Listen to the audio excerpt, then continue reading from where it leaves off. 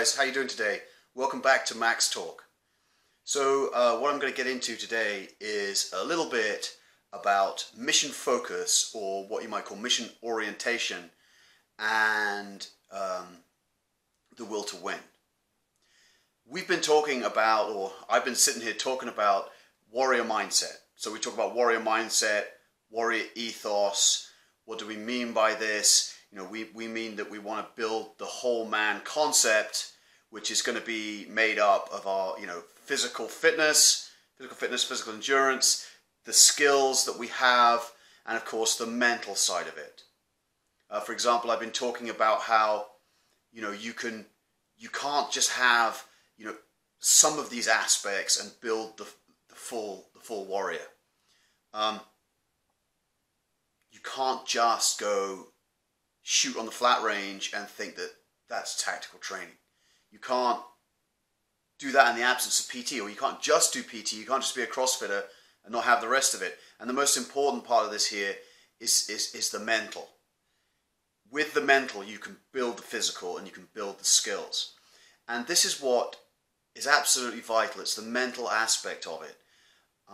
If you consider probably, for example, all the stories that you've heard about, how, for example, Special Operations Forces will select people to be in, their organization. And yeah, depending on what the specific mission of that organization is, there's going to be different requirements, but at the basis of it, you'll probably find there's some kind of physical test, and the physical test is there to test the mental.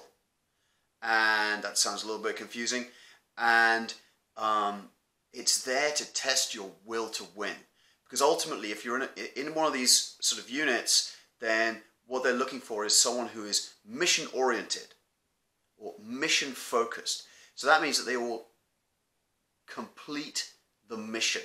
They're going to apply all their sort of resources and personal qualities to achieve the mission, despite whatever difficulties are thrown in their way. This is absolutely vital. And is there really any point in me talking about this? It's a good question, because you either have it or you don't. You're either just some feckless dude who's just like flicking through Instagram, or you're a guy who's focused on a mission to build the full warrior. And building that full warrior actually, for most of the time, has nothing to do with fighting a battle.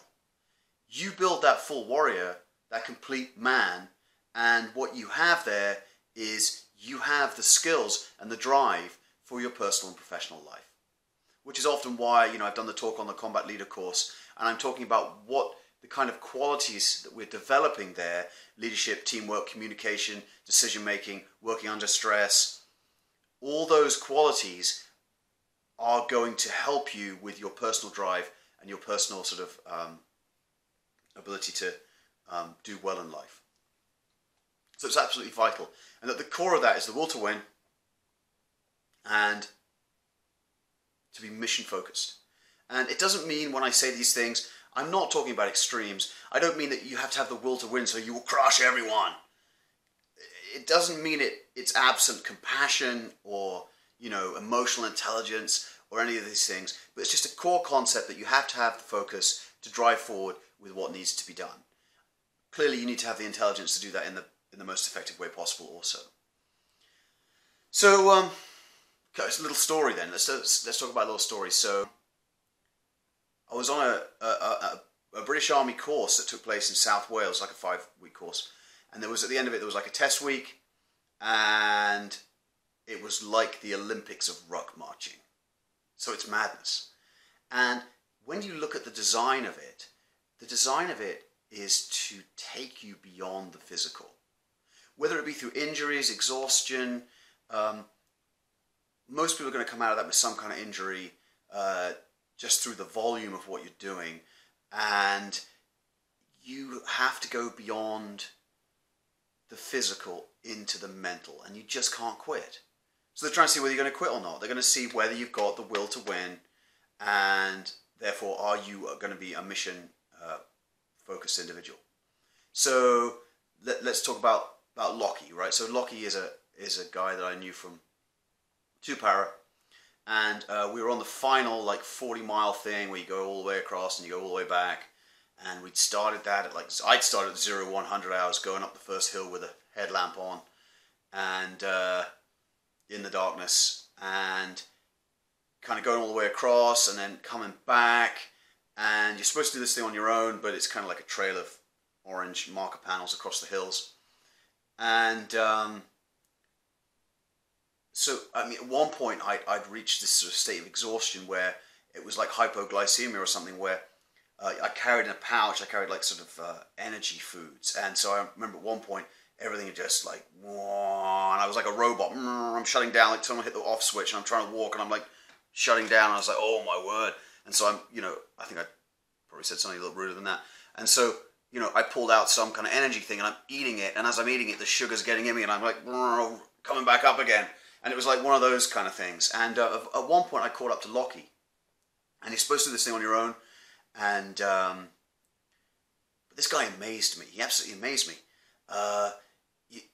So we kind of cheated a little bit, because we ended up kind of walking together, but we would split up to go into checkpoints and then kind of meet up again on the other side, just for a little bit of morale. And so we hit this place called VW Valley. And VW Valley stands for voluntary withdrawal. It's just like nicknamed this. And it's like a V-shaped valley, and there's no trail into it or trail out of it. It's just a grassy, hideous, really steep valley, and it's called VW Valley because people voluntarily withdraw on it. And we had these ridiculous deactivated FNs, SLRs, deactivated FNs, and so we went down into the valley, and then it's just this grassy slope forever, and at one point I'm using this rifle as a walking stick. I mean, I'm like beyond caring at this point. And you know, we're going up this hill, and we get to the top, and I noticed that Lockie, the whole time I've been with him, he hasn't eaten anything. And he's exhausted, but he's keeping going. And so we sit down at the top, and I'm like, I got to feed Lockie. He's got, because I'm like, I know that I needed that energy because I was shutting down. I was shutting down like off switch on a robot. And so I'm like, I got this energy bar, and I'm like trying to feed him this energy bar, and I'm sitting there, and I'm feeding him this energy bar, and I look over, and he's just sitting there, and it's just like dribbling down his chin. It's like he's not eating it, he's just like dribbling down his chin, and I'm like, how is he still alive at this point? And so, you know, we go on, and he hasn't eaten anything. I don't know how he did it. And because I would have just collapsed at that point if I hadn't had anything to eat. And so the thing finishes around this reservoir. It's called the Taliban Reservoir, and it goes on round the kind of slope of the valley forever. And you're kind of coming down these trails on like pine forests. And Lockie, for some reason, in our altered mental state, he was like looking at the time, and you've got like, I can't remember, is it 20 hours to do this? And you know, he's like, we're not going to make it. So we end up like shuffle running like down through this thing, because it's just taking us forever. It's like a time machine. It's taking us forever. And so eventually we get in, and it finishes across this dam, and we get in, we pass it. And I'm amazed. And we did it in something like 17 hours or something, which is ridiculous. And I have no idea how he did that. I know how I felt and how I did it, by like eating stuff. But he somehow had the mental ability just to not quit. He just never quit it. I mean, I'm sure if I had not had like an energy bar to eat, I probably would have quit. You know, like, I got nothing to eat now, I'm going to quit. I'm done. So, and so, I mean, he was successful. So, you know, you got to tell a little bit of a war story every now and again. It can't all be theory, can it?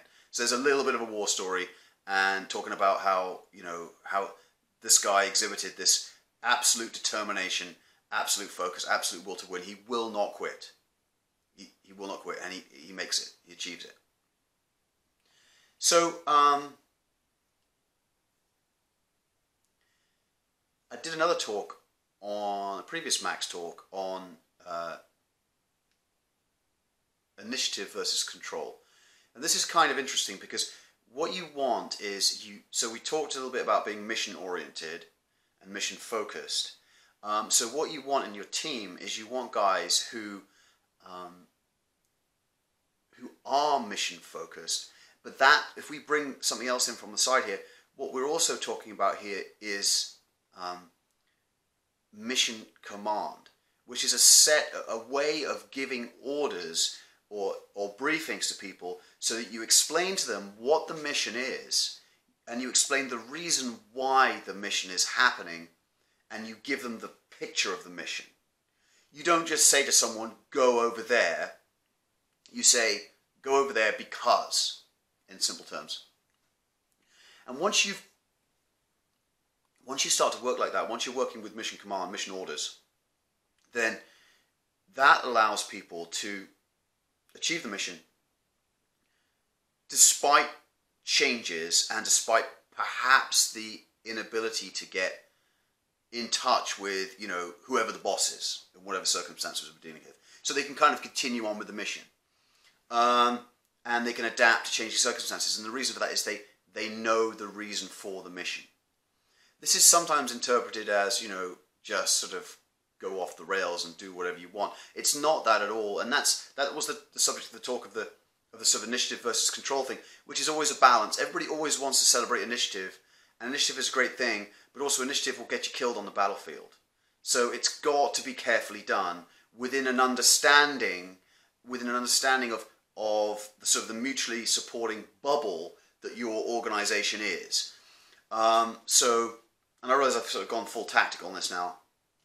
This is not really so much of a civilian application, but you say you're a large squad, you may be a platoon or whatever, and when people get killed, it's often because they get out of the bubble. They've just gone off and started doing something, and maybe even with no reference or no communication up to whoever's running the show.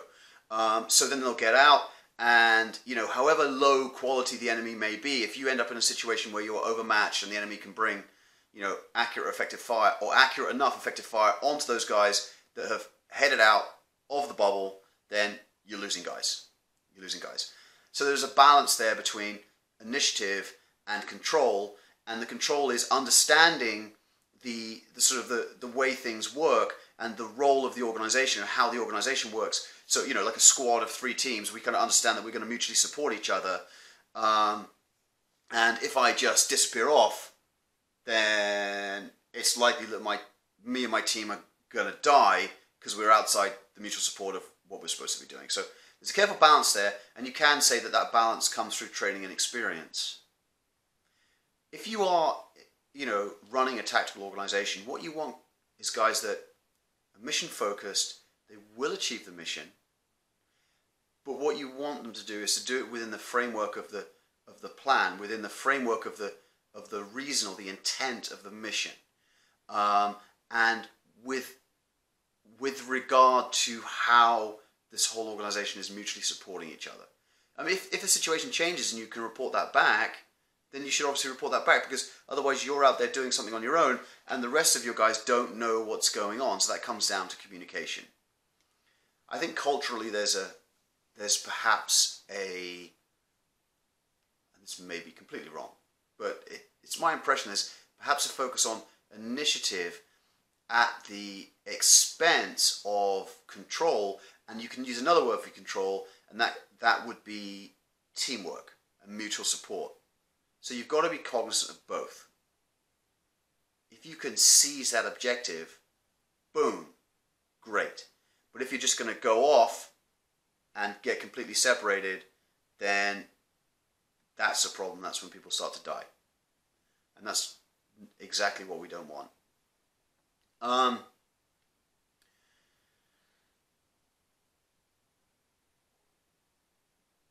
If you are going to be a mission-focused individual, building that full warrior mindset, which is going to benefit you in your professional, day-to-day, professional, family, whatever life, it's going to benefit you.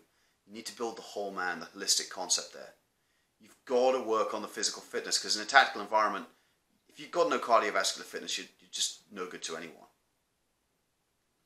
You've got to work on the mental, on the determination, on the skills, and you've got to work on the actual tactical training, which doesn't mean just shooting. It means all of it. The shoot, move and communicate, the fieldcraft, all these things that come together take you beyond basic shooting drills into a situation where you're doing actual tactical training, and then the benefit of that tactical training is it puts you in an environment where you're truly going to develop yourself, because you're going to be developing leadership, true teamwork. You've got to communicate effectively. You've got to react to change situations. You've got to problem solve, and you've got to work under pressure. And that'll all come to the fore. You'll only be successful at that if you can develop mission focus based on the will to win and the will not to quit. Thanks very much.